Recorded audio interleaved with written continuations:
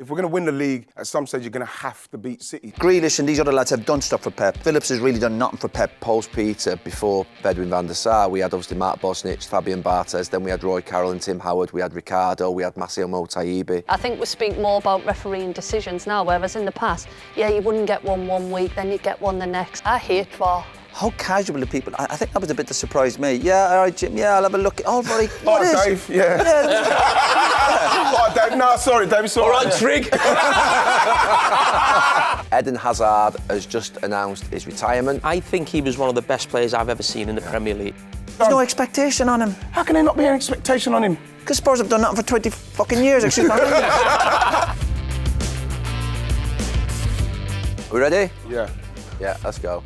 Hello and welcome to a brand new episode of Stick to Football. It's brought to you by Sky Bet and I'm joined by Ian Wright, Roy Keane, Jill Scott and Jamie Carragher. You're already annoyed with me this morning, aren't you, with my parking? Yeah, you took up 3 spaces. Did you see his No, parking? but I couldn't get a space, so that's probably why. You can get a space this morning. It's packed out there, to be fair. But Jill, you've been in South Africa. Yep, I have. So our campaign that we did went well. Did you not get the call? I went to South Africa for the whole week, all paid for. It was amazing. By who? Heineken. You know, after our campaign. What was the campaign? What's the campaign?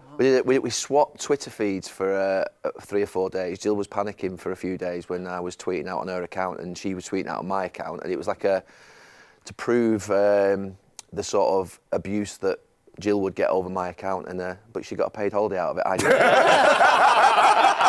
It must have went well for me, maybe. I did. And Carrie, you've been doing a little fringe event for the Labour Party, haven't you, with Wes Streeton? Oh, yeah, I didn't know that was going to come up. Yeah, I just got asked to ask him a few questions because the Labour conference is in Liverpool. You heavily involved in that? When's your speech? No, I'm not in that. Last year I was on stage, not this year. No, so I asked him a little bit of a Q&A for charity. He was trying to raise a few quid, so I think we did that. And why are you not involved? I just thought it'd better to sit back this year. I was too heavily involved in politics last year. And you change man? Change man. Yeah, stick to football. Yeah. Stick to football. And last night I was... you had a go at me, by the way. Did you have a little dinner last night? I was on my own last night at home. A little birdie tells me you had a little dinner last night. No. Did you get an invite to the dinner? It wasn't. What are you talking about? We just came up and I just went out, had some toast at Roy's, watched Burton and Cambridge. We've just had a, you know what I mean? While I was up, I'm not going to just come up and not see my guy. It wasn't a dinner, was it? It wasn't a dinner. What were you toast. eating? And we weren't together for 3 Toast. weeks. Like at the World Cup. What were you eating? Tea and toast. Tea and toast. For tea? No, I'd already had my tea. This was about... Yeah. He was late as usual. I wasn't late. Do you realise how blessed you are to get an invite to his house? No, I didn't get any. I just went. I just went to the house. You just turned up? Yeah. What, and he didn't... What's he going to do? You don't just turn up anymore and ring the doorbell, do you? You text them to check them in. Of course, yeah. No one ever does that anymore, do they? You're right, yeah. Just knock on the door and say, oh, hey, you're You can't knock on his door. He's got a big gate. Have you been to my house? Haven't you? You've been to No. my house? Yeah. It's very nice. You get a Joe something. You get the most unbelievable smoothie. It's a beautiful... Smoothie? Yeah. What, like upon Go to arrival? Roy's Trees. You get a smoothie off Teresa. I didn't get a smoothie off trees. Late at night. You don't have a It's too smoothie late. late at night, do you? It's too late for It was tea and smoothie. toast evening. It's just Smoothies in the morning. Yeah. You have a Did you smoothie in the stay morning, you don't have a over? smoothie at night. do you? Did you stay I didn't over? stay over. It was just like Steady on. Come on. me and Roscoe behind his back. We were saying, you know what I mean? Because he wouldn't let us leave. No, because to be fair, we get his hotel bill in Manchester. It's a pretty expensive one as well. He won't stay at my hotel. He won't stay at my hotel. No, you've got to put him local, Joe. But you stay in Just the put him stock in there. exchange? Put him down here. No, he's got- Hotel in the middle, football I or the want stock too far. exchange? No, he's got high It's too demands. far. Where do you like staying? I'd stay anywhere where they put me. I don't even know. It's a lie, that. They asked me. I don't know this place. This isn't my gaff, You've Manchester. got all the I'd stay top wherever end they put me. hotels in Manchester, haven't you? What's the new one you've just Yeah, what's put now? Stock exchange, yeah. I bet that's cheap, isn't it? Lovely, Yeah. I know. No wonder you haven't got the Labour conference. Right, let's move on to football. Arsenal and Manchester City. Where are we at with it? Does it change your mind, Roy, in terms of where you were at the start of the season around City? No. I still think it was probably the worst I've seen City play. They're definitely, obviously, having a difficult spell. Poor game. Arsenal, hung in there and maybe just about Cagey deserved game. it. Cagey game, yeah. I thought it was really poor quality, but it was edgy. But I wouldn't be certainly writing Man City off. When you look at the 2 league games last year, obviously Man City were so far ahead. So yeah, definitely progress for Arsenal. But I wouldn't change my mind in terms of who I think will win the league. Yeah. I'd stick with City. Does it change your mind on Arsenal a little bit? A little bit, yeah. You've always said about getting over the line. Yeah, of course. They got over the line, didn't they? Well, you look at the last couple of times they've played, obviously Arsenal, I'm going back to the Community Shield. OK, that's the Community Shield with classes of friendly, whatever. But, you know, they won that game, they've won this one. So that will only give Arsenal that bit of confidence and belief. And they won it without Saka. All along we were saying Saka's a huge player for them. City are missing lots of players. City been those. The one thing I think we'd done a few years ago, we'd done City and United at Old Trafford in a derby, and we kind of wrote City off. If you remember, we thought, have they lost the eye of the tiger? You know, there was a couple of new players came in, and I'll never make that mistake again. I think you can't write off the fact that not beating them like they've beaten us in 12 games. This is why even afterwards, like that little bust up and that, you could feel that stuff, you want that. That's good. Because all of a sudden you've got City who are not used to losing, and Arsenal who have beaten City. You know, so that bust up, and then you got the fella who used to be at City. He didn't want to shake hands the last couple of times. Now he obviously wants to shake hands. But like, I like the fact that like the changes what Mikel made at the end, because we have to beat them. If we're gonna win the league, at some stage you're gonna have to beat City. So I know that the game was cagey. You was talking about it, James. I didn't think it was great. I thought it was very defensive. I thought the midfield, you know, City's midfield without Rodri obviously is going to be a massive miss for him. But like having Bernardo Silva, Rico Lewis doing that kind of pivot role, and then Kovacic there, and you just think, well, why don't you play Calvin Phillips in this particular role? He's a specialist. He doesn't trust him, Righty. He doesn't trust him. It doesn't make sense. I think I'd take a chance. He's had a couple of chances. He played a few weeks ago, and people are saying he's not getting him any run-outs. How do you know he doesn't trust him? Because he didn't play him. He didn't play him in a big game with all the injuries. But I haven't even seen him playing games. He played at Newcastle. He played at Newcastle 2 or 3 weeks ago. In the cup game. What did he do wrong? Well, he didn't do too much good. He didn't do enough, Righty. You've got to win the manager's trust over. I'm not saying he's not playing often enough to try. But he walks with him every day. There's a reason why he's not playing him. He doesn't trust him. Yeah, but you've got to watch him in games in the situation so as he can get the. But he watched him against Newcastle a few weeks ago. He watched him against Newcastle. He watched him against Newcastle 2 weeks ago. 3 weeks on a cup match. Yeah. And he obviously went, I don't like what I see. So when he got to the Arsenal game, he said, I don't trust you. He doesn't believe he can do a job for him. I think for City, that holding midfield role is the most important part of the game for them, obviously in terms of detail and everything else. And I think with Calvin Phillips, he needs games to get used to it. Like for City, if you get rid of that player, it's the most important role. Everything goes through them. Silva, then Foden start to drop, and then I think you lose there. But the few opportunities, Jill, he's had, I don't think he's took. I've seen him come on a few games and he's lackadaisy. He doesn't like him, does he? He doesn't really. And that's fine. I think it's clearly the manager at this moment in time, unless something drastically happens, he's something. Big question mark. I think the thing that sort of stood out for me, I thought Arsenal would win the game going into it, but I didn't think they'd win it how they won it. Because I think the brilliant thing that Arsenal have got going under Arteta is there's an atmosphere in there, there's an energy, there's a pace to them.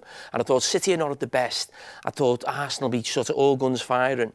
But they almost won it a different way. And it probably impressed me more because when you think of Arsenal, you think at the back, could they do something silly, give a goal away? It was that solidity that they had in the game.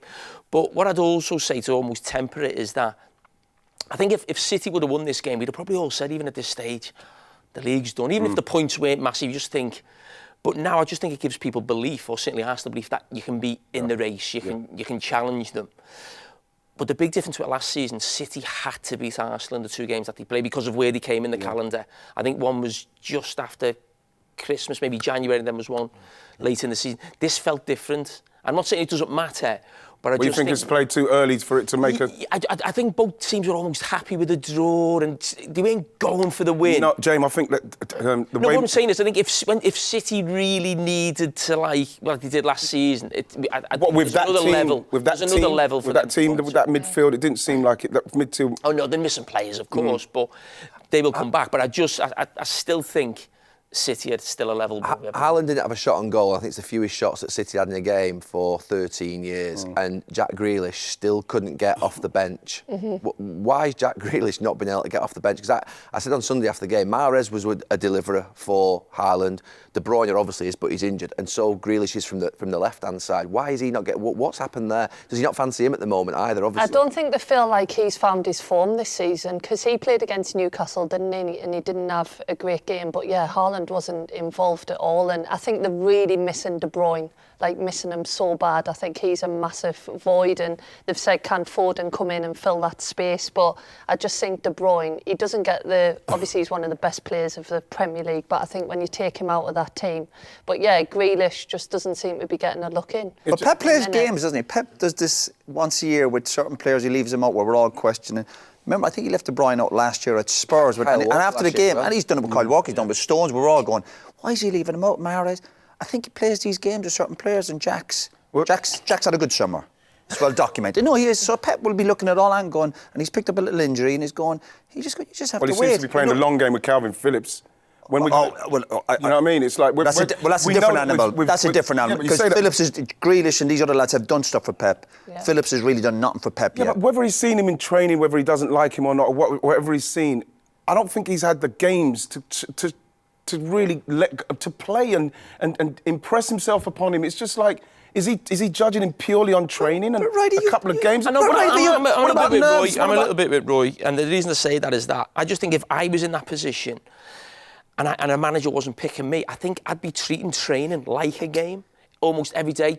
He surely trains well. I'm not saying he doesn't. What I'm saying is we all give 100% in training, but we know there's times in our careers where you feel like I've got something to show you, or maybe a new player's coming. It's like you're training like it's a get. I was like that a lot. With Pep, I don't think it'll be a lack of understanding of the position rather than a lack of effort. Because I think that's what I'm saying. But anything, whatever it is, you know what I mean? He's got to make sure he's in the manager's face, and the manager almost feels like I had situations at Liverpool where it felt like every season I was getting replaced by, a new player coming in my position.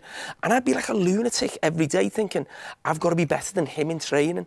And I just think that, I'm not saying he's not, I don't know Calvin Phillips at all. I think he probably The point is, make sure you notice every day, when it's your voice, you're loud, you're leaving a tackling on someone, you're going to speak to the manager, OK, I don't understand the position, explain it to me. I always think you've got to train and play where the manager, you don't give the manager an option of leaving you out. Exactly. The way Calvin Phillips plays, he's not one of those chasing around the place. He's very. No. He's a calm. He breaks things up, plays it. But are we seriously saying here that with City, obviously, we all... Why did they buy him? I had Arsenal to win the league at the start of the season, but most people go with City now. I wouldn't be surprised if it was City. But are we saying if Rodri's injured for any amount of time, that City don't win the league? Is that what we're saying, that they can't without him? Oh, he'd be absolutely huge last year. Obviously, your mindset changes if someone says Rodri's going to be out for a while, a bit like De Bruyne. But you say that about some of the Arsenal players. You could say that about lots of teams. But Rodri, you talk about Haaland and De Bruyne. But looking at Rodri, it's something that just confirms when he's not available. You go, the most important player, you think? Yeah, I think so. I think so. That probably. They're without the two best midfield players in the league. Yeah. Rodri and De Bruyne. So imagine Arsenal without Declan Rice and Odegaard. I mean, so I think, once they're back, I still think there's a level to City are at that the other teams have. I think it's a good time it was a good time for City to lose if they're going to lose. I do agree with Wrighty though. I think that position, if Phillips had a run of 5-6 games in that position, nice he'd learn Jill. So much. No, Jill. I do. More toast for me, will you? Stop. Have you got the same agent? No, but he's changed his game so much from Leeds to City. The amount of technical But that's what you do when you change clubs. I remember Mourinho saying something, and we talk about it was about young players getting a chance. And I always say this about, especially at big clubs coming through, you can't expect a manager to give you 5 or 6 games. It's like, you might get 1 or 2. You've got to show the manager that he can trust you. And every day is a training session. I remember Mourinho saying about he doesn't give young players a chance. Well, they get a chance in training. Yeah. You've got to. And it might be being a little bit harsh on Calvin Phillips here. I've never moved club. I've never gone into a new dressing room. But I just think you've just got to grab it by the scruff of the neck. And I think probably too often when I've seen players come into Liverpool, maybe at your clubs as well, where you actually think they've got the talent, but they haven't actually got the personality to actually impose themselves. Because this dressing room is treble winners. There's great players. It's a bit like... Jamie, I left Forest. I went to Man United. Man United just won the league. I'm going to a dressing room. Incy, Brian Robson, brilliant players, brilliant characters, the usual stuff. I can't go in there and just do what I was doing at Forest. I have to go in and make an impression. Yeah. From pre-season to the Charity Shield, the first few games, you go, I've got to put a marker down. Yeah. Or otherwise I will be that, you'll be the fringe player for 12 months. No, I don't want to be a fringe player. Just one thing about Arsenal. I've watched Arsenal in big games this season, against Tottenham and against City. And look, they've both been difficult games. Tottenham are in good form, and obviously City are City, and they don't give a lot away. Nketiah and Jesus...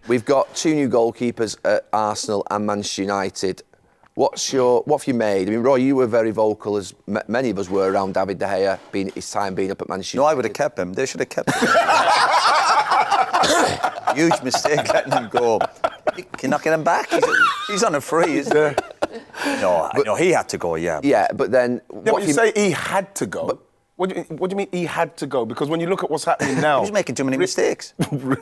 He was. I'm not saying... I mean, we've gone over that. Been... I mean, what have you... I mean, look, it's early days, 8 games in. What do you make of Onana? Oh, no, not great. He's had listen, obviously really poor start. We talk about positions at any big club. I think you've mentioned a number of times, Gary, goalkeeper at Man United is huge for that personality, deal with mistakes, but he's already made 6, 7, 8 big mistakes that have led to goals. It's not been a great start. It's a long way back. We've seen other keepers come to United where they've had a tricky start and we've worked with them. We thought they're really good goalkeepers, but there seemed to be no way back from. I think looking at it now, he's made mistakes. Goalkeepers make mistakes. Is he making mistakes or is he a bad keeper? I think I think we'll probably be working that out in probably the next sort of 4 to 6 weeks in how actually people see him. Is he just having a really bad run? Is he playing in front of a really poor back four and his confidence has gone? And he is a good keeper. He has played in the Champions League final. But I can't get out of my head what he did to Maguire in pre-season.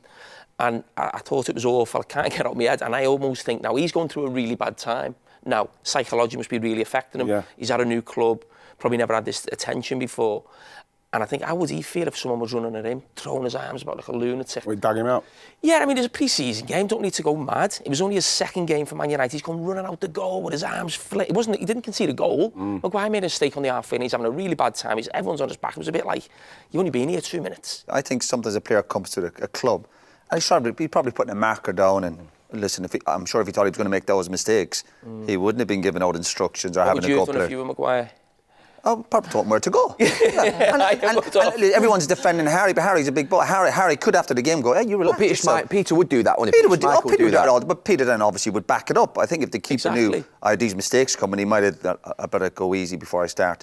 You always say that before you start ranting and raving at people, make sure you're on game. He's one of those lads that you look at him, he still looks full of life, full of confidence. Do you think that is at the moment a facade and a mask, and what's going on behind will be a lot more... I think when you look at the mistakes, hopefully he's got the mentality to get himself through it, because it can't be anything but for me at facade at the minute, because if I'm not even a Man United fan, he frightens me simply because, I just feel that he's making so many mistakes that he worries me in respect of if they score 2, you feel that you're gonna still concede 3. You know what I mean? It would scare me playing with him at the moment. And, I'm not seeing too much in the way that he plays. Obviously, on the floor, he's very good with his passing, but I'm not seeing too much in the way he plays that makes me say, I can see he's getting through that. I don't know if he's doing that in training. You can justify a little bit. Yes, I'm not seeing it. How long would you give it? I mean, you play with a manager who, obviously, it's famous what happened with Jim Leighton in terms of, changing him for the cup final to Les Sealey. I think Taibbi came in and he was gone really quickly. Do you think if this continued, Man United would be saying, we need to sign a goalkeeper? They've got Bayandera. We've lived through this period where post-Peter, before Edwin van der Sar, we had obviously Mark Bosnich, then Fabian Barthez, then we had Roy Carroll and Tim Howard, we had Ricardo, we had Massimo Taibbi. I think that's 6 that I can think of there. In a very short period of time, it felt like 4 or 5 years. And it was really unsettling for them. They're good lads, them lads that I've just talked about. Really good lads. So, you're not... Everyone's a great lad, isn't he? They weren't all great lads. Messi's a great lad. But they're good lads, but you could feel that tension and that unsettled feeling.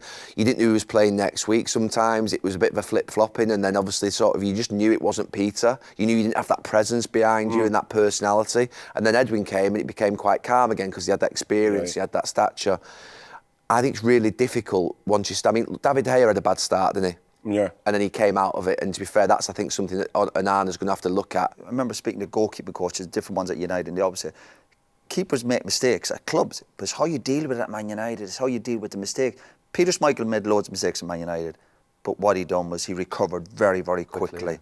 That's the problem with the goalkeepers. But what we're finding out when it's mistakes 4, 5, 6, 7 in a run of games, that's where you start to worry. Do you think Yeah, it is goes it back actually just a to, bad like, keeper? Yeah, listen, philosophy of teams, you know, like if they are making mistakes, do you think this should take it back to basics and obviously just think about stopping the goals and playing out, or do you think keep trying to play short? Because we have this fascination Bananas, at Jill, are the the ones minute where they're saving of it. everyone playing short and He's He's like, making all sorts of mistakes, Yeah. isn't he? It's as if he's caught out trying to be clever. Then What I worry about United is, to be honest with you, I went to the game against Brighton a few weeks ago, and Matt Tominey had a fantastic weekend where he comes on and scores too. Yeah.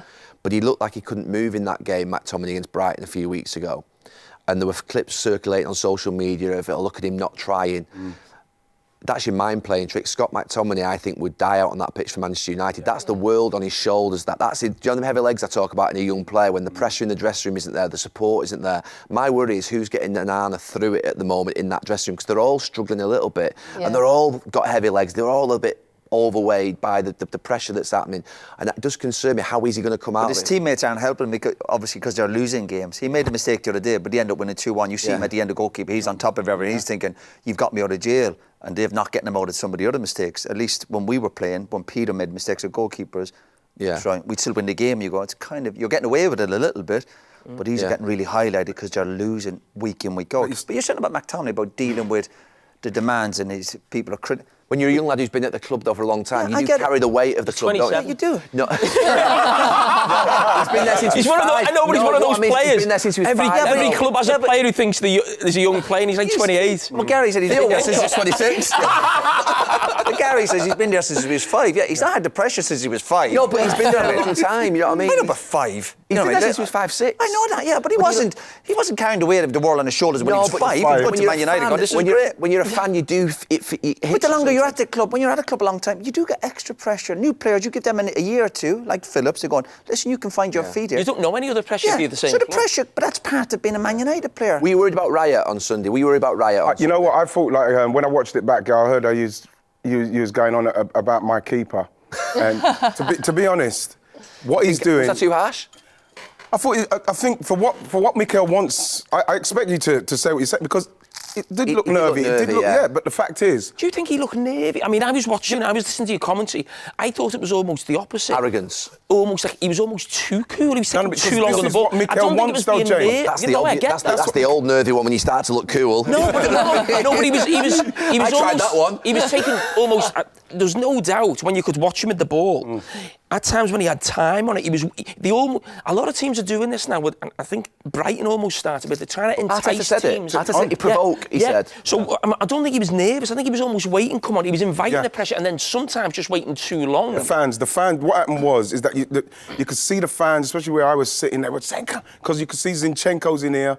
You know, if he could pop it in, like you see Edison just clipping a little one into the midfield. They wanted him to do stuff like that, but you could see Mikel was on. He's saying just stay calm, and you've seen Mikel. I've seen De Zerbi as well with their goalkeepers when they just go long and then they give up possession. They absolutely lose it. I thought that he was very, very cool in the first half, and yes, it was nervy, but he done what the manager wanted. Because the second half, some of his distribution was unbelievable, especially the last 10 minutes of that game. The catching and the distribution was fantastic. We, as Arsenal fans, have to get used to the fact that he will take his time. You see Aaron, people say, Aaron would have got that out there. Yeah, but maybe that's why Aaron, unfortunately, is on the bench and he's there because he calmed it. Right, one of them should have been a goal, though, shouldn't there? One of them in the first half, that should have been a goal when he got closed down. Was that with Aki? Yeah, and then suddenly Alvarez, the game's 1-1. Was it Alvarez? It would be interesting. It would be interesting if one of those are going in. Do you think, we're talking about him always on the ball and being cool and that, do you actually think, I mean, I don't really know yet. Do you think he's actually a good enough goalkeeper to win the league in terms of actually what he keeps out the net? Have we seen enough evidence of that yet? I think I've seen some saves where you think, yeah, he's going to probably save us a few times. Especially, one of the things that he does more than anything that makes me feel very, very calm is the way he comes and takes everything and just kind of like calms everybody. You can see that there's a calmness in our defence when that ball's coming in, when he comes and gets it and he just stays calm. Calmness that wasn't there before? Well, I wouldn't say it weren't there before, but the fact is, unfortunately for Aaron, he's not in there, and this guy is. We have to discuss VAR. Roy, I've not heard you. Obviously, the Spurs-Liverpool game was a big crisis. What did you make of it? Oh, it was crazy, wasn't it? Yeah, crazy. A mistake by the officials and... Oh, God, it's not crazy, it's incompetence, Barry. Yeah, of course, yeah. It is, man. Yeah. Gosh. I hate VAR. I think we speak more about refereeing decisions now, whereas in the past, yeah, you wouldn't get one week, then you'd get one the next. Like, it annoys me. In 2019, we played with it in the World Cup, and I remember you'd score and you'd like stop, and it would ruin the whole moment. And then they'd come to you 3 minutes later and go, yeah, it's a goal, best moment of your life, scoring in the World Cup. And then you're like, yeah, that's what it's done, Gav. I hate it. It's I hate see it. what VAR, and we're talking about VAR. We're talking about the people that use VAR. VAR works. It's the people that are using VAR are not good enough in what they're doing. This idea that we put ex-footballers in there is a nonsense for me, by the way. Yeah. Seriously, we don't even know the rules. Yeah, but are you tired of talking about it? It's tiring, isn't it? It is tiring talking about it, but at the same time, the people who are in there, who do know the rules, cannot make mistakes like that, man. Yeah. They're taking away the joy, the essence of the game. On that one. The celebration, the joy is what we go for. You know, the punters in the ground don't even know what's going on. At the moment, just replay the game. That'd be easy. You know something? We're taking so many on the replaying the game. You know what? It shouldn't have got to that, because what should have happened was they should have, hang on a sec, you've got that wrong. Yeah. They've taken so much time sometimes to look at something that we can see that's right. If you're going to take another 30, 45 seconds to get that decision right for Liverpool, then do it, and then we have common sense, isn't it? Yeah. There's no common sense. You know, you're looking at someone like Mike. What's the fellow with Merce the other day? Mike Dean saying about they don't even know the laws of the games. Laws of the game. They know the laws of the game and they're still getting it wrong. I saw. Did you see what happened with Alex Green? Yeah, it was ridiculous. It was actually she went to go long on a free kick, and then the player didn't run, so she went back and got a second yellow card. That's not VAR, is it? No, it wasn't. Yeah, but this is what I'm saying. The VAR's there, and we know it's not going anywhere. It's the people that are using it. At the same time, we have to be careful about the progression of referees that's coming as well. 100%. Because that's something that we need to be sorting out. Because we're talking about the elite ones here who are getting it wrong on an unbelievable scale. So where's the conveyor belt of referees? I just think in terms, I said this on Monday Night Football, there was a lot of criticism around the officials on that game because they made a mistake about them going abroad. But we have got, I think we'd all agree, probably the best league, most exciting league. We've got the best players from all around the world, the best managers, coaches, training ground, stadium. We've got the best of everything here. If the officials aren't up to standard, why can't we go and get the best? And listen, I don't want to just sort of ruin this sort of road that you're talking about, young referees getting to the top in the Premier League, but we've got the best of everything, and if the officials aren't up to standard, we should be able to bring the best in. We just have to. You can't accept some of the decisions that we've seen this season. I was doing the game on Sunday. I thought the Kovacic one. I mean, Michael Owen's a fantastic referee. I thought it was incredible, that one. Yeah, but this is what I'm saying with Mike Dean talking about rules. First one could have been a red itself. He's talking about rules are rules. If the rules are the rules, then Kovacic has to get sent off. What, for the second one?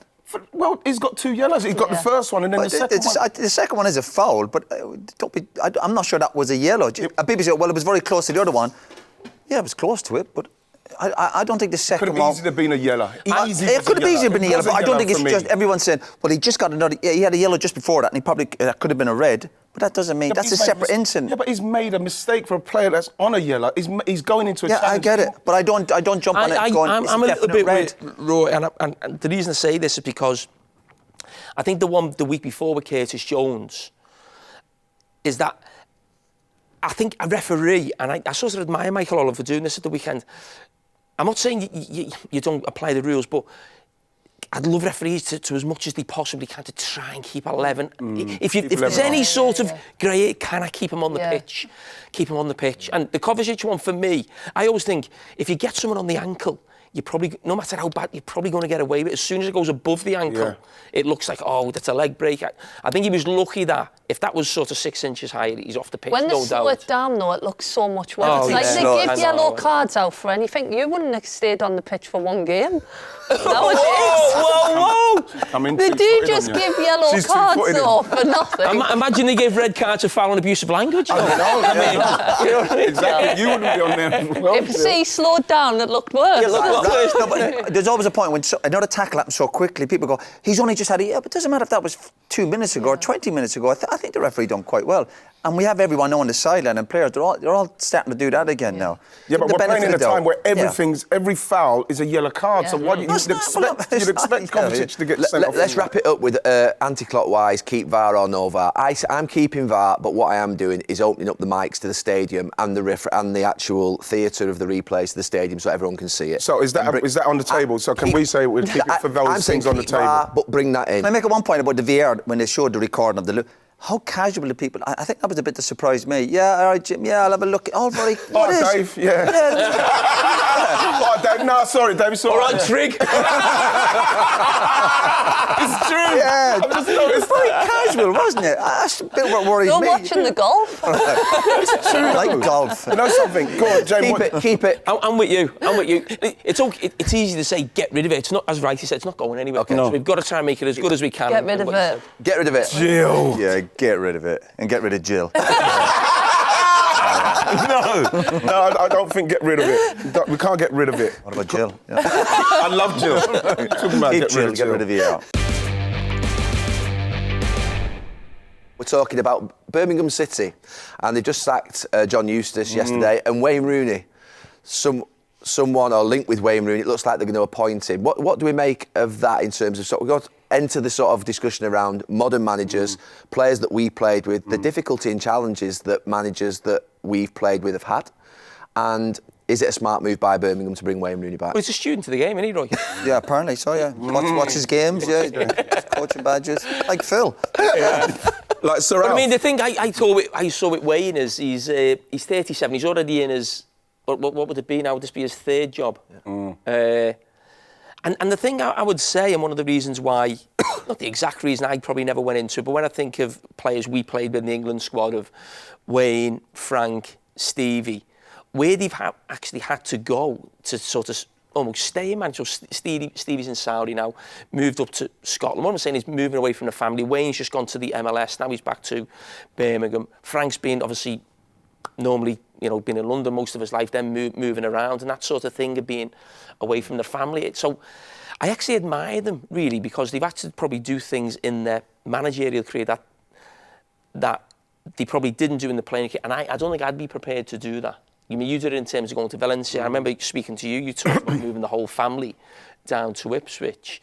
I think that's a big part of management, because it's not like playing where you're confident and you think, I'm going to see out this 4-year deal, or I can stay at United or Arsenal or Liverpool for a long time. You're only going to be in a job for 2 years probably max. Was that a big problem for you in terms of was the family bit and the kids and schools at the back of your mind? Yeah, of course it is, but it depends again what club you're going to. When I went to Sunderland, I was going to move the family up, didn't quite work out regarding the family coming up with schools. I ended up commuting, but that actually suited me at the time. And maybe we got some decent results. So your mindset is, well, this is working. This suits us. Ipswich is slightly different. Again, you move the family. I think I signed a 2-year deal when I was down there. You bring all the family down. You buy a house down there. And I was gone probably after, 13 months. So, yeah, but that's the pitfalls. Pitfalls of management, yeah. It can be obviously draining. Would you like to go back into management, Roy? I'd like to go back in, yeah. But I'd love to see you back in management. No, listen, I'd like another crack off it. Signed a 2-year deal with Stick to Football. He can still come in here on a Wednesday afternoon, can't he? There's a few clauses, guys. As you well know, like my clauses. Yeah. Roy, what is it about management? Because it fascinates me, because when I speak to you or other people who've been in management, I was with Frank Lampard on Sky the other day, and they tell you little things that, listen, you wouldn't put out there in the public domain, things that go on behind the scenes, and a lot of them are horror stories. But when you ask someone, do they want to go back in? Everyone says yeah. What is the drug? What is the drive to go back in when there's so many problems around the job? Well, from my own personal experiences, especially the last one, when I was a manager, obviously I worked with Martin with Ireland, I'd done a bit of assistant at Forest with Martin. I think it's just a challenge, and me getting back in. I've been out of management for a number of years now, but still on a Saturday, I'm still agitated every Saturday about not having a team. And I've not managed for 9, 10, 11 years. So it never goes away. But it's what opportunity you're going to get. Like, talking about Wayne and these lads' opportunity. I went to Sunderland, certainly wasn't easy. Ipswich was a tough challenge. Wayne now is coming back to Birmingham. I know there's new owners there. I think it depends on the club, the timing. Hey, listen, the contract. So sometimes you think, I like a challenge, you speak to a club, but it's like anything else. You've got to look at the contract. You've got to have a bit of self-worth. Do you think you want to go in and face them challenges? Like Wayne, I guarantee if Wayne takes the Birmingham job, listen, the contract would be, listen, he won't have lost his spend. I don't think he'd bring in 10 staff. I think the wages mightn't be great, but that's up to the person then. Do they see that challenge in front of him? But contracts obviously come into it. What makes you want to be a manager or a coach? Because I look at managing, I'd love to go in and coach, but managing, it seems like agents and all this stuff that goes on when you just want to manage the football team. There seems so much more around it. There is a difference, obviously. Some people love being out in the grass, love coaching. I probably wasn't one of them, but I like making the bigger decisions. But other lads then, we've worked with lads who just want to be a coach and are not interested in picking the team or going to board meetings or dealing with the media. Yeah, you do have to make your mind up. I know clubs have changed recently with people like Pep, obviously, and Klopp. They're very hands-on and also on the coaching. But other managers, I bet you, like Wenger, the managers we played under, Ferguson, Brian Clough, the managers I played under were very much, no, let other people coach and I'll just step back and obviously make the big decisions. Did you want to go into managing? I did as a player. I always thought I would. I was thinking I'd done my coaching badges early. I think if you'd asked people in our dressing room whether me or Stevie would have been a manager, I think most people would have said I would have. Yeah. But Roy's talking about having the experience as your own managers. The two managers I had were Gerard Houllier for 6 years and Benitez for 6 years. Biggest influences on my career. So impressed with them, but the last sort of couple of years of it, you just saw what the job did. It was just almost like this man who'd come in and you had so much respect for, you sort of in awe of in some ways. You saw them on the way out and you were like, oh my God, that's what the job's done to them. Yeah. And they were successful. Yeah. You know, it wasn't a disaster. It was like, they both did really well. And then what I asked Roy before, I'd never moved. And that thing of like thinking, I'll be in a job here for 18 months, then moved there for 2 years. And I got a good gig. With him on Monday Night Football, didn't I? So I looked at it and thought I'd probably have to go in as a manager, probably bottom championship, maybe top of League One. A level I don't know. Yeah. I don't know that level, and I'm getting a job where I think, you know, one of the best shows, Punditry 2 hours, and I'm thinking, well, I'm going into probably the top of that. Yes, right in, yeah. Yeah, top end. Or I'd go sort of the bottom of football at a level I don't really know. Does that give you the football fix, though? Like, it's great talking about football, but the prospect of being, like, back on the grass and... Does it give that you... thing when people say back on the grass? Yeah. I couldn't think of anything worse. You know something? I remember The only thing you doing mentioned, the warm-up. you made a good point, sorry. You make a good point. The other side, you've got Lampard, Gerrard, Rooney, you don't know, but these are lucky lads, and I was lucky to get to Sunderland, your first gig when you've had a half-decent career. But the problem is that when you've been in, you've had a decent career. As soon as you go through a difficult spell, people throw it at you straight away going, like Wayne's stats at the moment are not great. He's had tough jobs, no doubt. And the first thing is people say, well, just because you were a really top player doesn't mean you're going to be top manager. But Wayne and like me and Jared, we're still managers learning our trade. Yeah. But when you've had a decent career, people throw that at you straight away, oh, just because you were a good player doesn't mean, yeah, but we're learning like everybody else. I went to Sunderland, I remember Niall was the chairman, I was saying, Roy's going to be box office, Roy's... And he was meaning well, he wasn't coming from a bad place, but I remember going, I'm just a young manager learning like everybody else. And as soon as you have a difficult spell, people go, oh, you can't handle it because... what you've done as a player and people can't do what you do. You're like, no, I'm just having a difficult spell like everybody else. Yeah. You don't sometimes get the benefit. You get lucky to get into a job, I get it, and you listen, Gerrard and Lampard, they got great opportunities as well. But as soon as you have a difficult spell, people throw that at them. Oh, you're a good player, but you'll never make as manager. I think Did you ever think about it, Wrighty? Yeah, there was because I'd done that year at MK Dons. Wanted to see because I wanted to see if I had that, like you say, boots on the grass and the fit. I didn't have it. I done it for a year. I remember I was telling you about watching the guys train and then watching them on a Saturday play totally different to what they were told to do on a Wednesday. Right, and then I'm watching them. And I remember Carl Robinson one time he said to me, just go and say something. And I didn't know what to say. I said, I can't believe I'm watching the same players play at the levels that they were playing there, and then now you're here. We're playing against this. And you can't even string three passes together. That's punditry, not coaching. But in that moment, I said, and in that moment, he realised this is not the place for him, right? Because I remember I had to do some stuff. Dele Alli was there at the time. He was a young guy. Carragher as well. Went to Everton afterwards as well. They were there, and I remember doing it. And I was saying, I'm not enjoying doing this. I haven't got the mentality to be able to deal with not only the press and the pressures that come with the manager, but emotionally.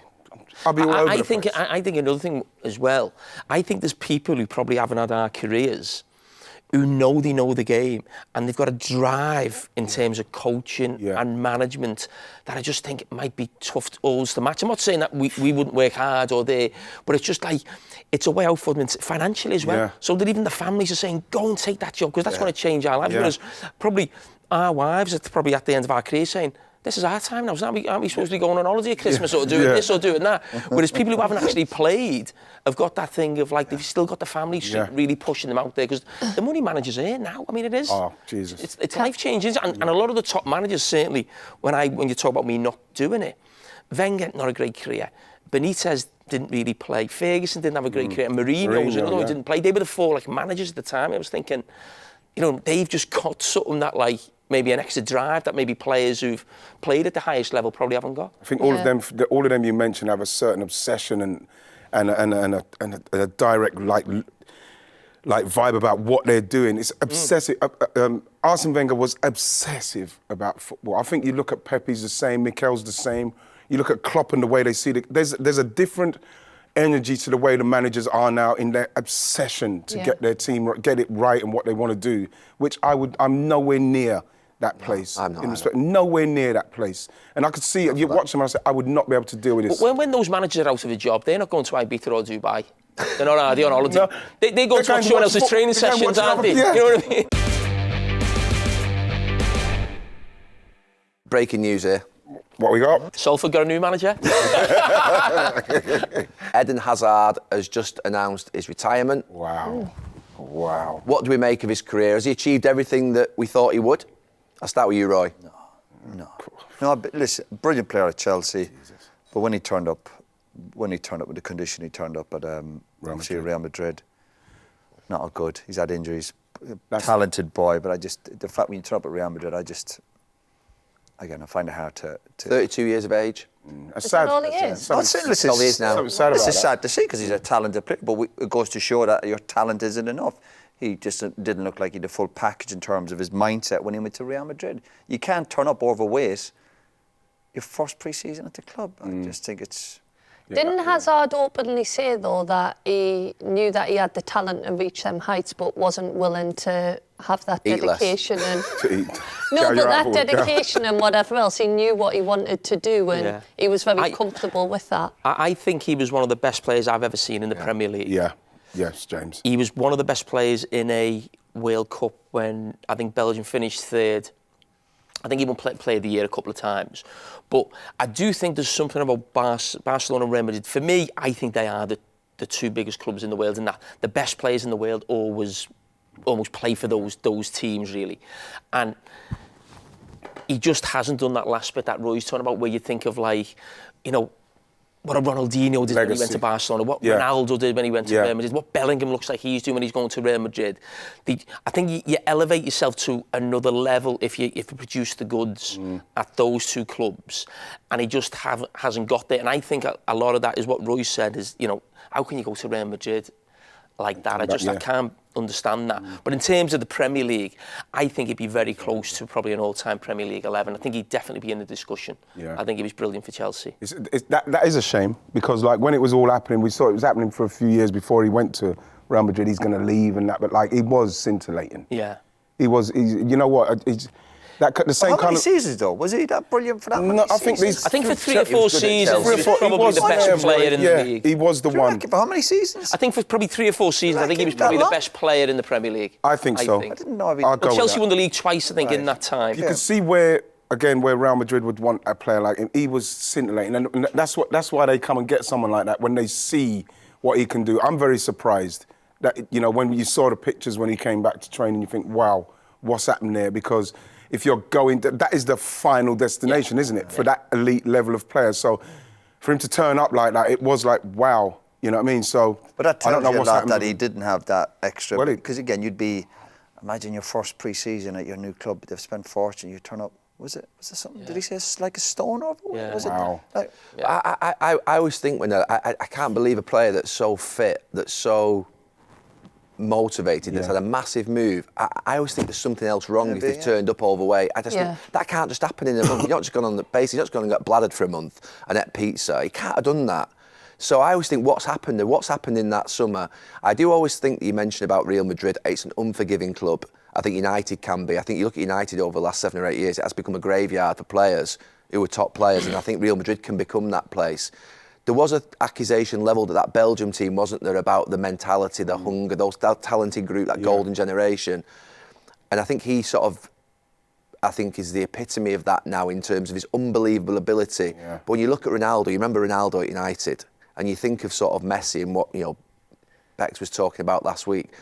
They were every single day was like a mission to become the best in the world. Yeah. I don't think Hazard thought about football that way, in the way in which. That's not Madrid's And he fault, openly does it? said You're that. saying No, but they Madrid- signed him. But yeah, No, but it can be difficult to go to any big club, but you turn up in good shape to give yourself the best chance. He didn't give himself a chance, even if the club was maybe you're going to a club at a bad time, but you can still turn up in shape. You know something as well, when you look at a player who's that good, some of the players who are that good, yes, they've got the work ethic. They'll do it. But like sometimes when you're that good, you just feel like, yeah, I'll be fine.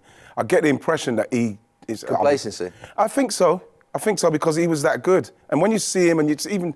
Sometimes his vibe and his swagger and everything, you could see that he's somebody that, yeah, I'll be fine, don't worry. But I still wouldn't I get put him that in. impression of The him. players you've mentioned there and the brilliant players in the Premier League, Shearer, Henry, Ollie, I still wouldn't be putting him in that bracket. What? Maybe because of that little bit Hazard not in that bracket. I Yeah, don't I put him think in. so. Yeah, No. I put him in there. If like James, I'll go with James with that one. Well, you Top see, 10 see, players, see, he's probably I still think it involved was in less than the 3 or 4 years. I still look, if you look back, I'm going to say, and I still think that's not long enough when you start talking about these other amazing players who've done it for me 8, 9, 10, 11, 12 years. For 2 or 3 years, for me, it's still not enough. These are listeners' questions now. So, which celebrity show would you do? Wrighty, you've done The Jungle. Jill, Queen of the Jungle. Was you the Wrighty we see here or the one we've seen in the jungle? Which is the real one? This one when he's fed. When he's fed. You were a little bit grumpy. You were grumpy. But that's the way they edited it.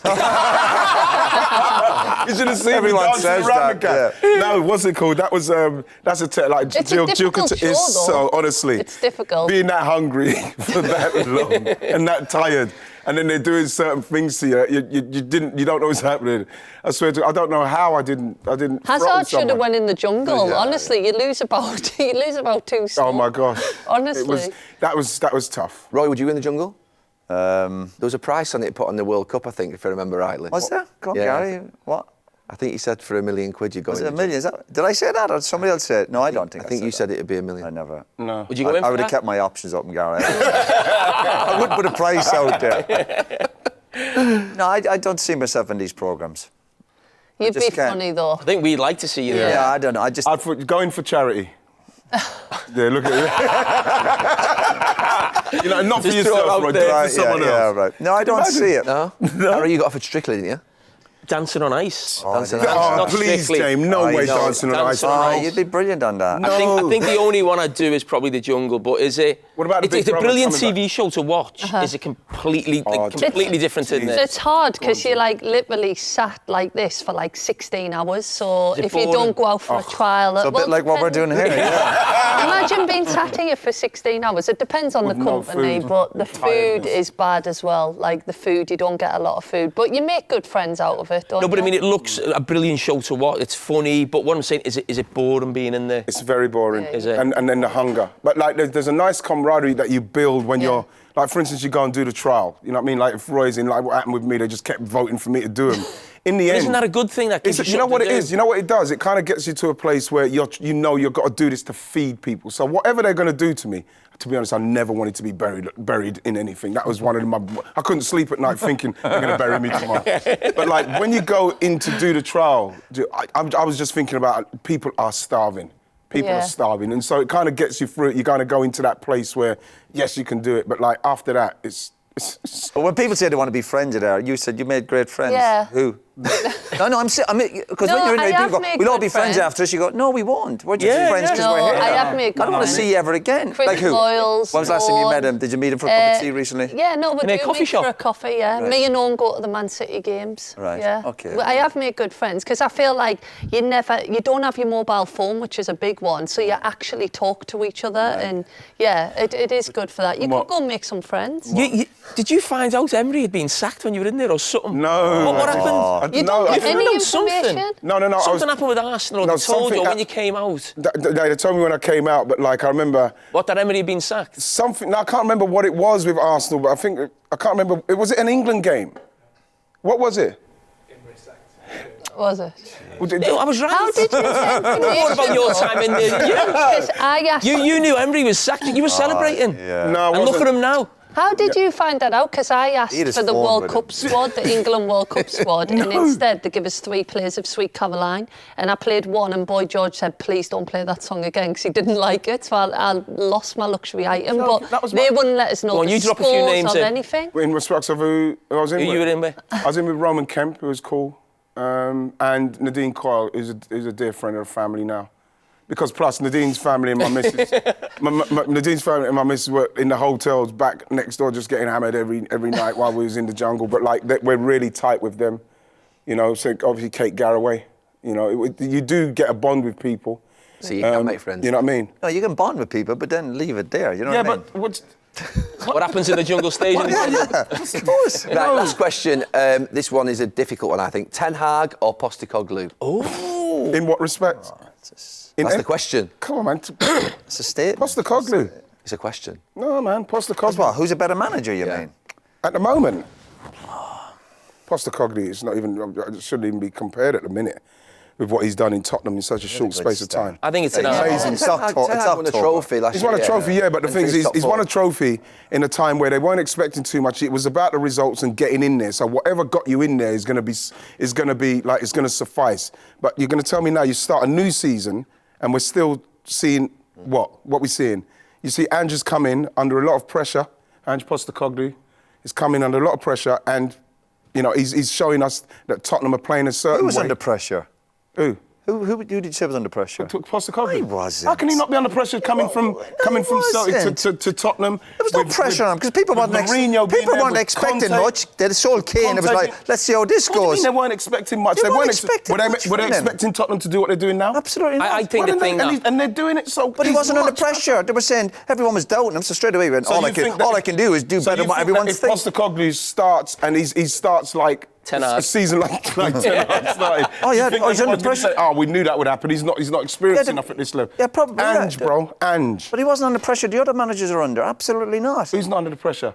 You're saying to me that When he first Postecoglou's went in coming there- and at Tottenham with everything else They happening lost at Tottenham, Kane. As soon as Kane went out the door, How everyone can was you not writing be under Spurs pressure? because Where's they the goals sold gonna Kane. come? What were people saying? Where's the goals going to come from? That's what they're going to say. And look what he's There was done. no expectation on him. How can there not be an expectation on him? Because Spurs have done nothing for 20 fucking years. Excuse me. No expectation. As soon as Kane left. Roy, it's No, as soon as Kane left. You be quiet. As soon as Kane left. As soon as Don't speak Kane. to Jill like that. She slagged me off earlier. As soon as Kane left, everyone would righty. There's no way if Tottenham start badly. Of he course, would be yeah, under he would have. serious Yeah, he pressure. would have been. So he's dealt with that brilliantly well, and he's shown. He's done brilliant, but it's October. Sorry, Gal, I'm tired. I can't do this. We'll do this after. That's the end of the episode. Is Straight it? to football, yeah. We have to come to the end of this show. So thank you, Ian. Thanks, Roy. Thanks, Jill. Thanks, Cara. Don't thank Roy. No thanks to Roy. I'll see you all next week. Nice one, Gal. You know. It's like trying to herd fucking cats. Fucking honestly, I can't be a host. Fucking. How is he not under pressure? He was under no pressure.